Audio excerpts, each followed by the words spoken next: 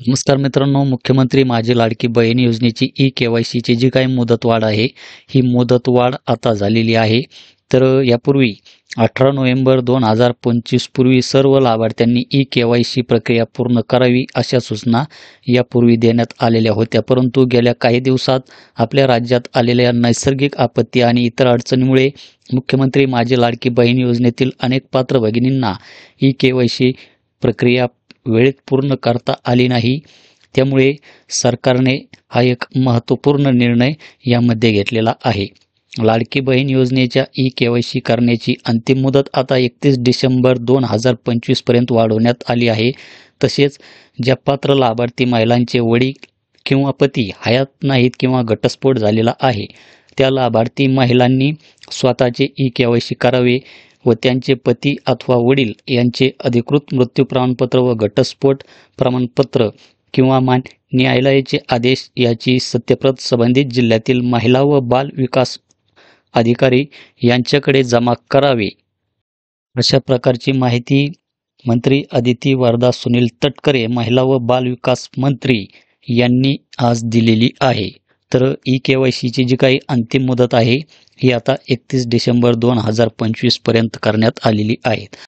तसेच ज्या पात्र लाभार्थी महिलांचे वडील किंवा पती हयात नाहीत किंवा घटस्फोट झालेला आहे, त्या लाभार्थी महिलांनी यामध्ये काय करायचे आहे, स्वतःची ई-के-वाय-सी यामध्ये करून घ्यायची आहे. तर त्यासाठी आपणास लाडकी बहीण योजनेची जी काही ऑफिशियल वेबसाईट आहे याच्यावर यायचे आहे. त्यानंतर हा जो काही बॅनर दिसत आहे याच्यावर इथे क्लिक करायचे आहे. त्यानंतर त्या लाभार्थी महिलेने आपला आधार कार्ड क्रमांक टाकायचा आहे, कॅप्चा टाकायचा आहे, मी सहमत आहे आणि OTP पाठवा याच्यावर इथे क्लिक करायचे आहे.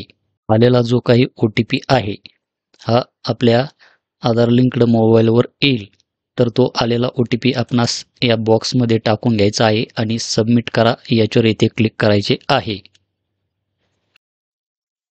त्यानंतर येथे वडिलांचा किंवा पतीचा आधार कार्ड क्रमांक आपणास यामध्ये मागितला जातो. तर यापुढील जी काही प्रोसेस आहे ही प्रोसेस आपणास पूर्ण करून घ्यायची नाही. तर मी इथे परत बॅक येतो आणि परत त्या लाभार्थी महिलेचा इथे आधार कार्ड क्रमांक टाकतो, कॅप्चा टाकतो, मी सहमत आहे आणि OTP पाठवा याच्यावर इथे क्लिक करतो. तर आपल्यासमोर अशा प्रकारची माहिती तिथे दाखवली जाईल की ई-के-वाय-सी प्रक्रिया पूर्ण करण्यासाठी तुमच्या वडिलांची किंवा पतीची माहिती द्या. तर यापुढील जी काही डिटेल आहे ही डिटेल आपणास फिलअप करायची नाही. तर अशा प्रकारे या महिलांनी यामध्ये काय करायचे आहे, आपली हाफ ई-के-वाय-सी यामध्ये करून घ्यायची आहे. ज्यांचे पती किंवा वडील हयात नाहीत किंवा ज्या महिलांचे घटस्फोट झालेले आहेत, तर अशा महिलांनी यामध्ये हाफ ई-के-वाय-सी करायची आहे. तर ज्यावेळेस पोर्टलवर काही अपडेट येईल किंवा काही बदल होईल, यावेळेस इथे एखादा ऑप्शनसुद्धा ॲड होऊ शकतो डॉक्युमेंट अपलोड करण्यासाठी. तर त्यावेळेस आपण जी काही कागदपत्रे असतील, मृत्यू प्रमाणपत्र असेल किंवा घटस्फोट झालेले प्रमाणपत्र असेल, ते आपणास यामध्ये अपलोड करून घ्यावे लागणार आहे. कारण की आता 31 डिसेंबर 2025 पर्यंत आता मुदतवाढ देण्यात आलेली आहे. तर होऊ शकतं की पोर्टलवर ते ऑप्शन यामध्ये ॲड होईल. तर त्यासाठी आपणास काही दिवस ही वाट पाहायची आहे. तर ज्या महिलांचे वडील किंवा पती हयात नाहीत किंवा घटस्फोट झालेला आहे, त्या लाभार्थी महिलेंनी काय करायचे आहे, आधी स्वतःची ई-के-वाय-सी यामध्ये करून घ्यायची आहे. आणि जर पोर्टलवर तशा प्रकारचे ऑप्शन जर आलेच नाही, तर आपणास कमीत कमी यामध्ये 15 ते 20 दिवस वाट पाहावी लागणार आहे. तर होऊ शकतं की पोर्टलवर नवीन ऑप्शन जोडण्यात येईल.